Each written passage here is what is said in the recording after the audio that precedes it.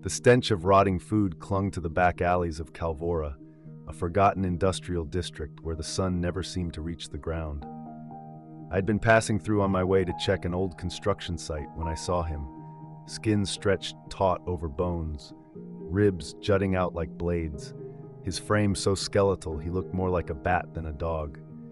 He trembled as he gnawed on a filthy piece of plastic near an overturned dumpster. No one looked at him. People crossed the street, but I couldn't. I stopped. I felt my throat tighten. Something was deeply wrong here. I didn't move at first. I just stood there in the thick, damp air of Calvora's back alleys, watching the dog that barely resembled a dog at all. His limbs were thin to the point of distortion, almost insect-like in how his joints jutted and trembled. His fur had fallen away in patches, revealing blotched, leathery skin stretched tightly over bones that shouldn't have been so visible. His tail was limp, dragging across the oil-streaked concrete, and his ears hung in torn, lifeless folds. He didn't react when a bottle shattered nearby or when someone passed muttering on the other side of the street. No one looked at him. No one cared.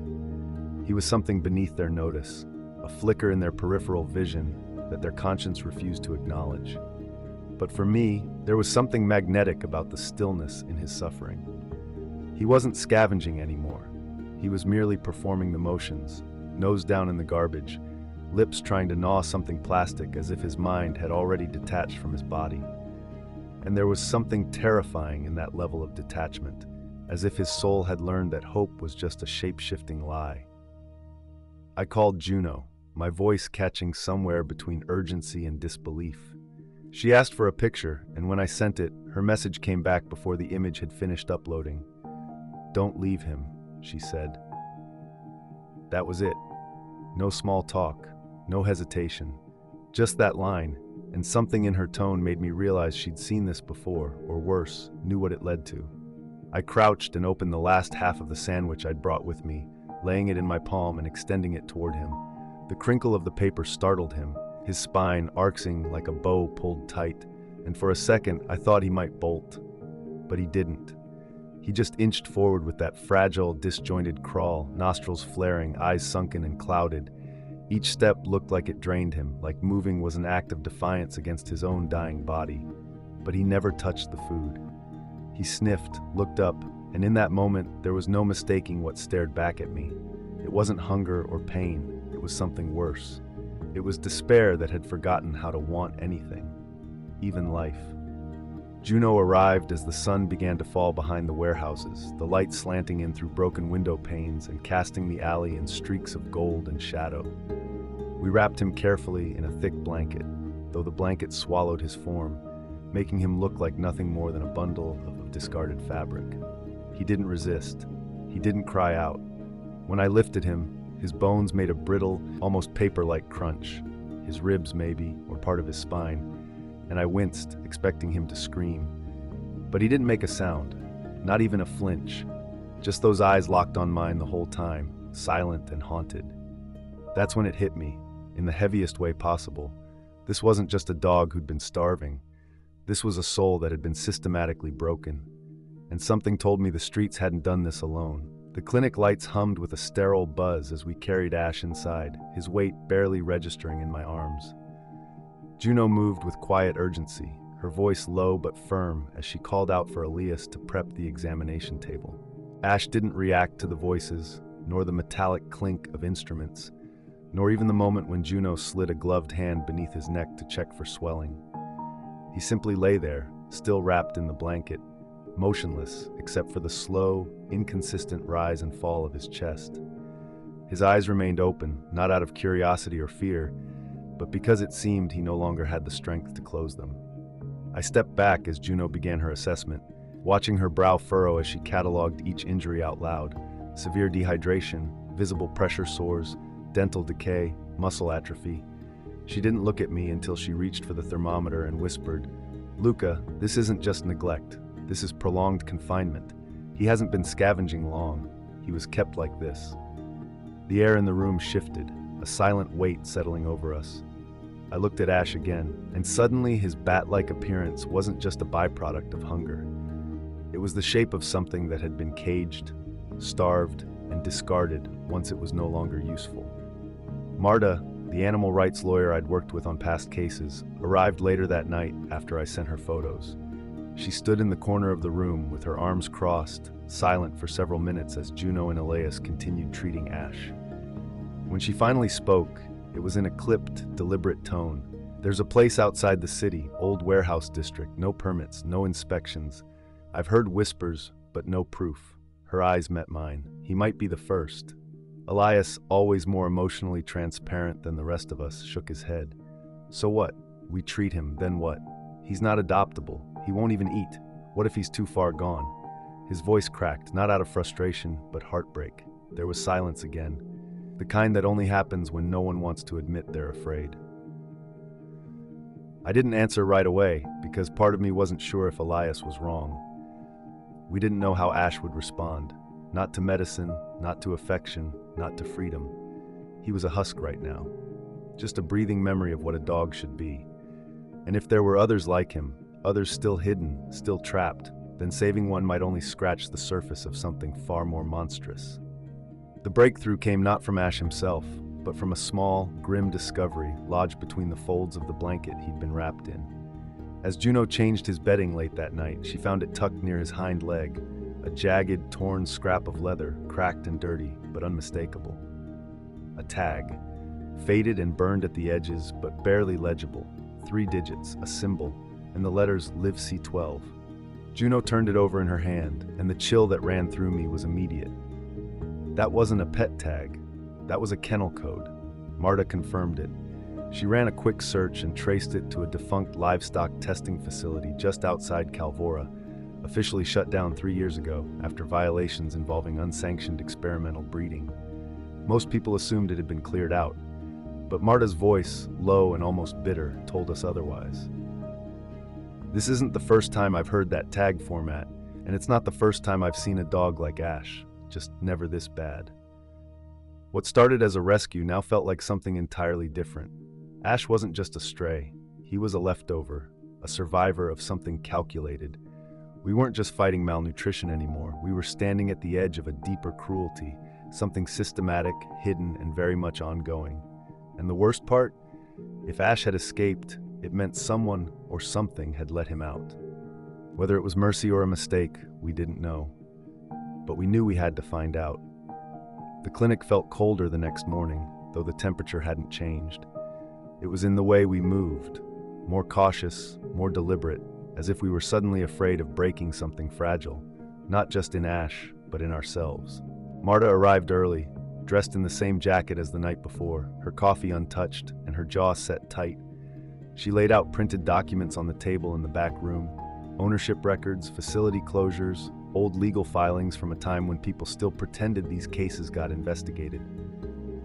She spoke in clipped bursts, eyes scanning line after line while we hovered between treatment and tension. Juno was quiet, almost too quiet. Her focus narrowed into precision. She cleaned Ash's wounds with methodical grace, hands steady, face unreadable. But I saw it in her, the way she lingered a second too long when applying salve to a pressure sore, the way her breath caught when Ash made the faintest whimper in his sleep. She wasn't just treating him anymore, she was carrying him. Elias, on the other hand, couldn't sit still.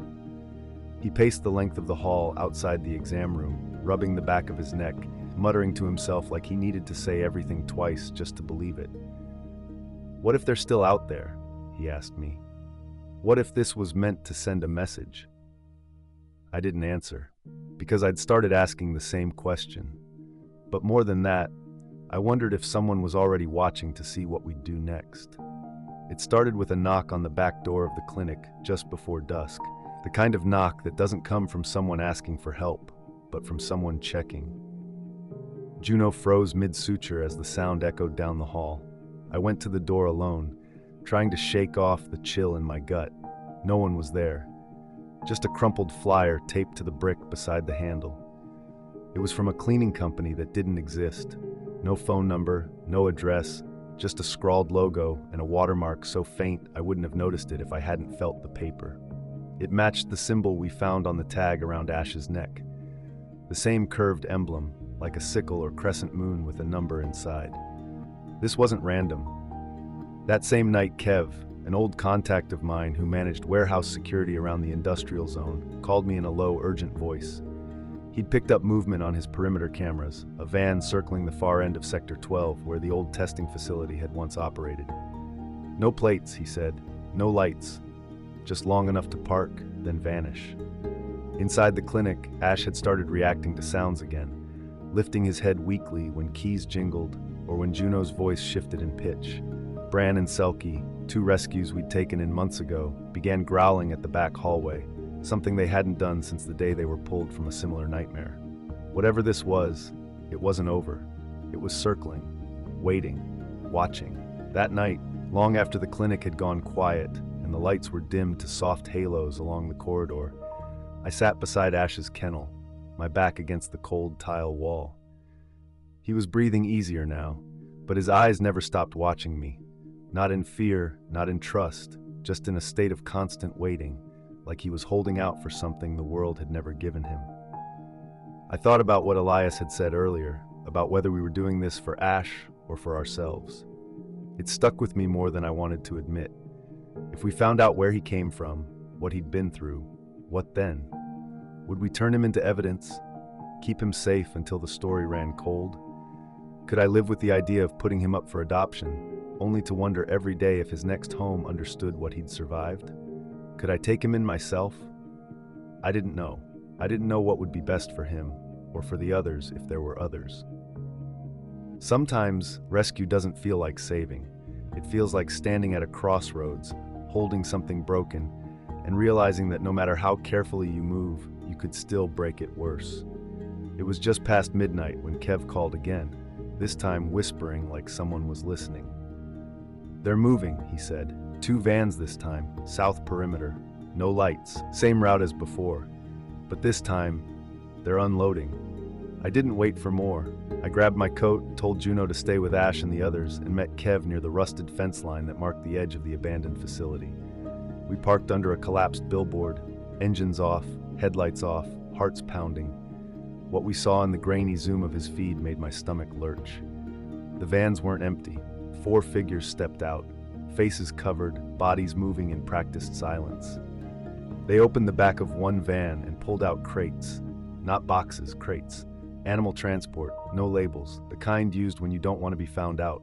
No one spoke, no barking, just the metallic thud of cages and the low hum of generators. Kev leaned toward me, voice barely audible. "This isn't some backyard abuse ring. This is logistics. This is organized." When I returned to the clinic, Marta was already waiting, her phone glowing with incoming messages. "We've got a problem," she said before I even spoke. "Someone's been searching our names, my files, Juno's license credentials, yours." She met my eyes and added, "And that flyer on the door? It's not just a message, it's a warning." The message was clear. We hadn't just found Ash, we'd been noticed. The days blurred into a rhythm that didn't feel like healing, but like waiting. Waiting for something to snap or break, waiting for Ash to decide whether he would keep surviving or not. Yet in that strange quiet, something began to shift. Not all at once, not obviously, but in fragments. One afternoon, I stepped into the recovery room and found Selkie pressed against Ash's kennel, her nose tucked into the narrow seam of the door. She wasn't trying to get in. She was being with him, in the way only another survivor can. Ash didn't move, but for the first time his ears tilted slightly in her direction. It wasn't trust, it was awareness. Juno began sleeping in the clinic on a cot beside the supply cabinet, claiming it was easier that way, but I knew better. She couldn't leave him. Every time she stood over his fragile body with the saline drip in hand, I saw the way her fingers lingered, not out of doubt, but out of defiance. She was willing him to live. Elias stopped pacing. Instead, he started taking long walks around the block after dark, coming back with cigarette smoke clinging to his jacket and silence in his eyes. I caught him once sitting by Ash's kennel, quietly reading aloud from a crumpled old paperback. His voice shook, but Ash listened. And me, I started dreaming, not of Ash as he was, but as he might have been. I saw him running down a beach, fur thick, ribs hidden, tail high. I woke up crying and hated myself for it. But the most haunting thing came one evening when Bran, usually stoic, let out a low whine and pawed at the locked side door. We checked the cameras. Nothing. No one. But the whine didn't stop. Not for hours. It was as if the dogs knew something was coming. Something only they could feel. It started with a voicemail that came through at 3:11 a.m. A garbled, static-laced message with no clear voice, just heavy breathing, the shuffling of movement, and the faint clatter of metal against concrete. Juno played it twice before deleting it. Not out of fear, out of fury. We were being watched, warned, and now we were being taunted. That same morning, the main clinic server went down. Marta checked the logs and found remote login attempts traced to a masked IP. They weren't trying to steal anything. They were testing access, pushing boundaries, seeing how far they could reach before we noticed. Inside the clinic, tension turned into a quiet implosion. Elias snapped during a strategy meeting, voice rising as he paced the hallway with wild eyes and clenched fists. We're sitting on a powder keg.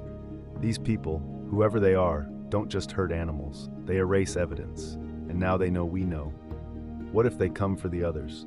What if we're putting them in more danger just by keeping them here? Juno slammed her fist down on the counter, eyes flashing. Then we don't hide. We fight. We go public. We take Ash's story and shove it into every face we can find. But it wasn't that simple. Kev called later with new footage. One of the vans had moved again, this time toward a residential zone. And in one of the stills, half-blurred but unmistakable, was the silhouette of a dog. Not Ash. Another. The same breed. Same condition, same tagged collar. We weren't facing a choice between safety and exposure anymore. We were facing a moral line that couldn't be walked in both directions. To act meant war. To wait meant watching it all happen again. And in the midst of it all, Ash took his first shaky step out of the kennel and collapsed. Ash's fall shattered the last of our illusion that time was on our side. Juno rushed to him, catching his narrow frame before he could hit the floor hard. His legs were trembling violently, spasming as if the act of standing had lit a fire his body couldn't contain. His breathing came in rapid gasps, more panic than pain. We got him stabilized, but something had changed. That step, his first, wasn't a recovery milestone. It was a warning. He was fading, not just physically, but in the way that told us we were running out of chances to give his suffering a purpose. That night, the group gathered around the clinic's break room table, a half-broken laptop between us, its screen glowing dimly as Marta laid out our options. "We go public," she said. "We push the story through every rescue network, leak the footage, get Ash on every local feed we can find. If we expose them, they'll scatter and just maybe, we'll save others." Elias didn't look up from his coffee. "And if they retaliate, if we put these dogs in the crossfire?" His voice was hollow, defeated. "Ash can't take another move. We barely have the staff to protect the 3 we've got." Kev offered to pull favors, off-the-books shelter space, untraceable drop points if relocation became necessary. But that meant splitting them up, hiding the very animals we swore to protect. And me, I looked at Ash sleeping in the corner, wrapped in a worn fleece blanket with Bran curled beside him like a sentinel. I didn't see a victim anymore. I saw something harder. He had made it out once, but it had cost him everything. And now the decision of what to do with that sacrifice sat squarely on our shoulders. No matter what we chose next, it wouldn't be clean, and it wouldn't be safe. The rain returned that evening, soft at first, then fierce, slashing against the clinic windows like the city itself was losing patience. Inside, the air was heavy, not just with humidity, but with the weight of what none of us wanted to say aloud. Marta stood near the back door, her phone lighting up with messages from advocacy networks already responding to the footage we'd leaked. Blurred images of Ash's emaciated frame, the tag in Juno's hand, the silent crates caught in Kev's grainy footage. People were watching, eyes were opening. But with attention came risk, and we all felt it closing in. Ash hadn't stood again since the fall. He lay curled tightly in his corner, breathing slowly, his ribs rising like scaffolding beneath a tarp of skin. Bran wouldn't leave his side. Selkie, once timid, now barked at every creak of the hallway as if she were waiting for something to come through the door. And maybe she was right. Kev had caught a new silhouette on the cameras. Just one. Someone walking the fence line, deliberately slow, face obscured by a hood. They didn't approach. They just stood for several minutes, and then walked away. We had until morning to decide. Marta could initiate legal action, forcing a raid on the suspected facility, but without concrete evidence, we risked everything falling apart in court. Kev could help us disappear, scatter the dogs across safe houses, disappear the footage, bury the evidence, or we could stay, expose it all, and face whatever came next, together. I looked at Juno. Her hands were shaking. Elias sat silent, eyes on the floor.